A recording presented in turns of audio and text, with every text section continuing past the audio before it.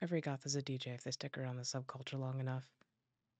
Now, I use the term DJ fairly loosely here to mean everything from creating a Spotify playlist to burning a mixtape for your friends, if people still do that. I'm not really sure. I did that a lot back in the day, to the whole traditional DJ route, which that last one, that's scary.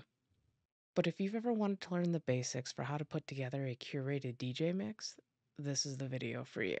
I'm going to show you some of the basic tools you need, how to curate track flow, and how to cut together a digital mix.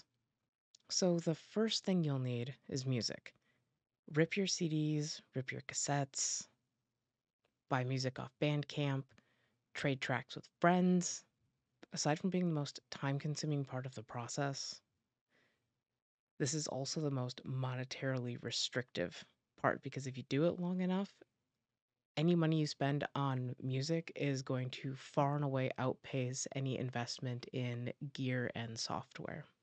But fortunately, if you're just getting started, there are many bands that put out their music for free, name your price on Bandcamp, or for very cheap, and there are a lot of name your price compilations out on Bandcamp as well. So off the top of my head, some really great compilations to look into might be the Smoke and Mirrors compilations or the Zeitgeist compilations that Cold Transmission puts out, or the Unobscured compilations that me and the folks at Obscure and Dead here put together every single year, and have been doing that for the last couple of years, so there's quite a few of them. But absolute first thing you want to do is make sure you have music. Step 2, this is largely optional, but I strongly suggest it, and that is picking a theme for your mix. Picking a theme puts boundaries on what you want to include, and sometimes those boundaries can really help if you're feeling overwhelmed by the whole process. So themes could be specific, such as French darkwave bands, death rock from 2012, or goth rock that includes lyrics about trains, which you'd be surprised there's actually quite a bit of that. Or your theme could be broad, like music I like to dance to, or new music released this month, or my favorite songs I like to hear when I'm out. Now, you can always forego a theme and just sort of feel it out as you're picking tracks, but if you're having a hard time narrowing down what you want to play, put some limitations on your selection. Alright, so you have your tracks and you have your theme. The next thing you'll need is a DJ program. There are tons of free and paid options out there that are available for both Mac and Windows, the major operating systems. And while all DJ programs are roughly the same in what they do, that is analyzing tracks for BPM and key and providing a visual representation of, the audio data, you might find one that makes more sense for your brain over another. So the most common program that I've seen folks use when they're getting into DJing is Virtual DJ. They have a lot of really great features in their free version, but some other ones to consider might be, Cross DJ or Tractor DJ 2 or Serato Lite. So just go out, grab one, start playing around with it. There are also paid upgrades for each of these programs that unlock some additional features, but I used the free version of Cross DJ, the free version of Virtual DJ, and Serato Lite for a long time, and they fulfill, basic functionality. It's really all you need getting started. Once you've picked the program you'd like to use, import your music library. So some programs might have a button that lets you do that, but every program I've ever used, you just drag and drop your tracks into the track list, and I'll show you that here in a sec. And this can take a while if you have a huge library of tracks like me. But once they're in there, you'll need to analyze them. So I'm going to flip over to the DJ software that I use. It's a paid version of Serato. It's Serato Pro. So let me just... There we go. All right, so this is Serato, right? I've gathered my tracks. I've picked my theme. It's just me making my weekly mix. All right. So this is what I'm talking about, where most programs have the same functionality. You have a left deck and a right deck. You can switch between various views easily. You have a sort of playlist functionality on the left here, and you have your main library of music. I actually have it set to a crate right now instead of my entire collection because this is where I want to start. So the first thing I'm going to do is just make sure I clean a few things up. Sometimes when you import songs, the artist and song can be a little messed up. So I'm going to go ahead and just move this artist info that is in the song box over to the artist box just to make everything, look nice. And when you're getting started, just making sure that all of this is cleaned up can save a huge headache down the line if you decide you want to stick with it.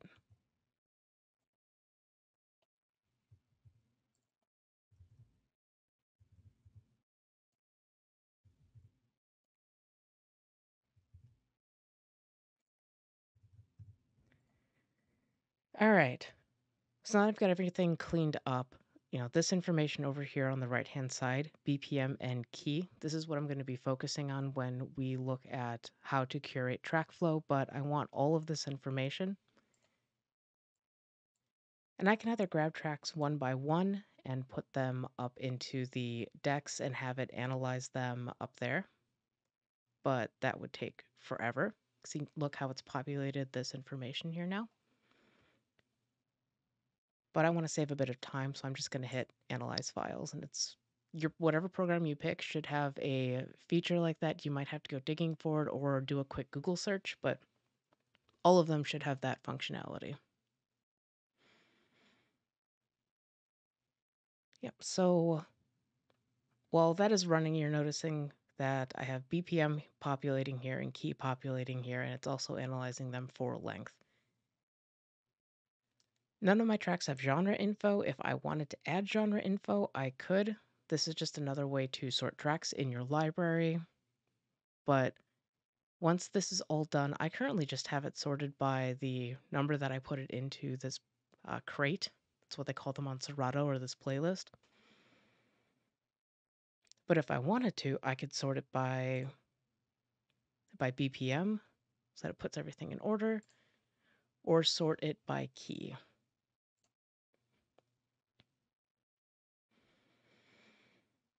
Now, BPM stands for beats per minute. It's just how fast or slow the song is, although sometimes a program will read BPM as being very slow or very fast, but when you listen to it, the vibe is complete opposite of what you might expect. And the key here refers to music key. I have my program set up to show 1 through 12 AB, but a lot of programs have a function where if you go into the settings, you can switch it over to, I wonder if mine does it. I believe it does, but I'm not going to go digging for it right now. You can switch it over to having, the actual keys like A sharp or F minor diminished or something like that. Some programs do that. I believe Virtual DJ does. But I also have my Serato set up to show color key display. So that way each of the keys is a different color. It just works better for my brain. And that is something that's really important, is just finding a program that jives with your brain.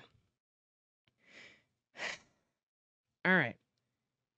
So I'm going to resort this by number, and I have 53 tracks in here that I need to go through. This is just 53 releases that I heard that I thought might be candidates for the week that I was focusing on for pulling new music. But I'm going to have to whittle this down to about 15 to 18 to make an hour-long mix.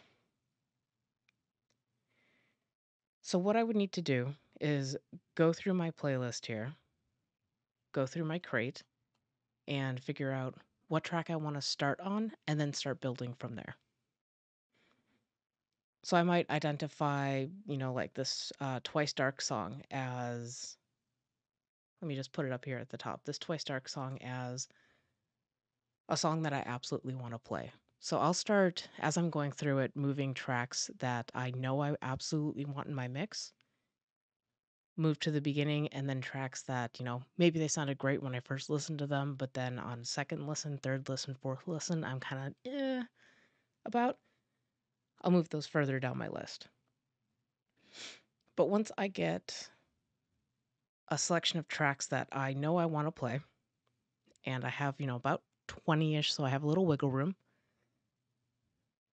which I'm not going to do that on camera because it takes a while and forever, and I value you guys' time. Generally speaking, there are 3 good rules of thumb that you can use for picking your track order. The first one is beats per minute, BPM, and I wouldn't necessarily want to put, say, one that has a BPM of 130 next to a track that has a BPM of, say, 77, right? That would be a big shift, potentially, depending on how the track sounds in energy. And that can kind of take out immersion from the flow. So if I were mixing 2 tracks by BPM, I would try to stay within a 10 beat range, 10 BPM range. So for this first track that is 105, I might go and find something like this one that is, if I can get it to go, oh, there it is. That is 100. It's within that 10 range. So it's within that 10 range, I think it might fit. Or the second thing that you can do is look at your tracks by key. So if it's within 1 step or the same key, then chances are it's going to sound great together. There are some DJs that I know that actually go the extra mile and use, like a full-on key circle of fifths to pair their tracks up, which that's incredible. It's not necessarily something that I have the time to learn or do, but if you have that kind of training, that might be another tool that you can utilize as well. I'm going to get rid of that. All right. So,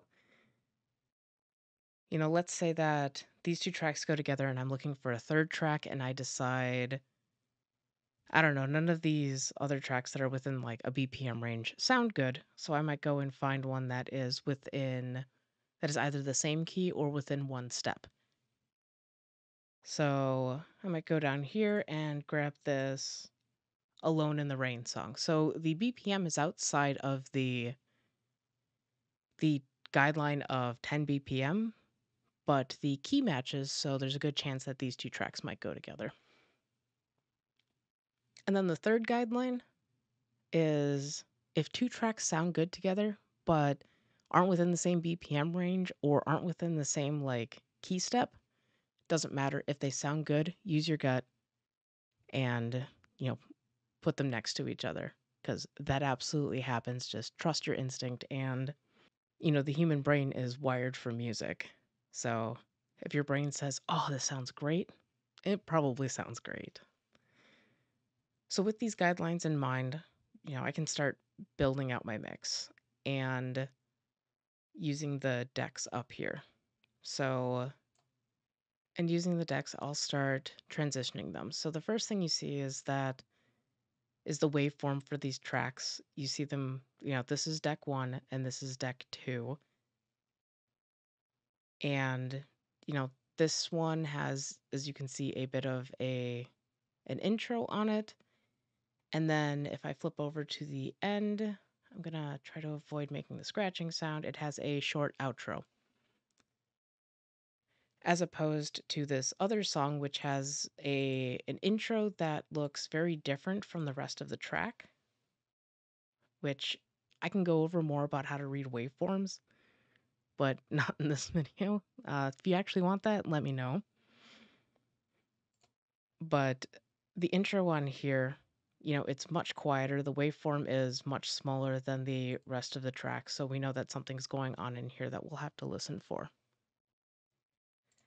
And then the outro, as you can see just looking at the waveform up here, is much longer. But since we are focused right now on mixing Twice Dark into Lindream,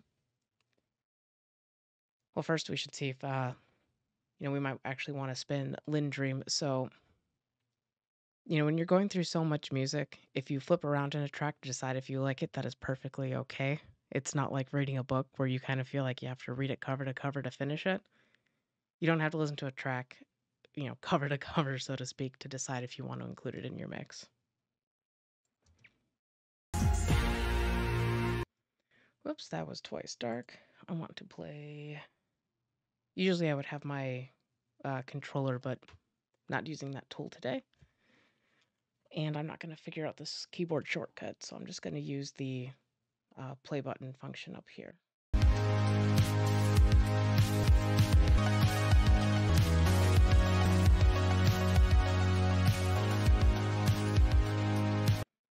Alright, so that track has more of a synth sound. And Twice Dark has more of a goth rock sound, right?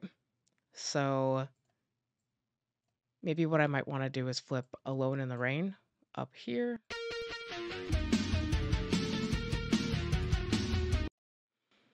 Which has a sound that might more closely match Twice Dark.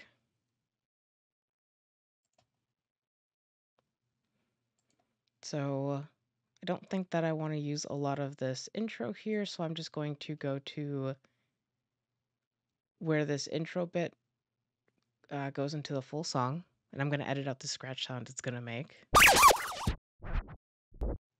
There we go.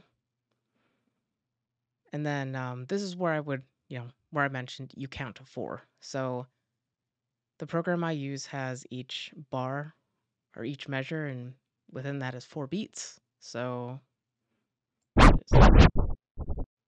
what I'm going to do when I hit play is I'm just going to count it out and see if this rough matches. I'm not here to make a perfect mix. I'm just here to rough match it.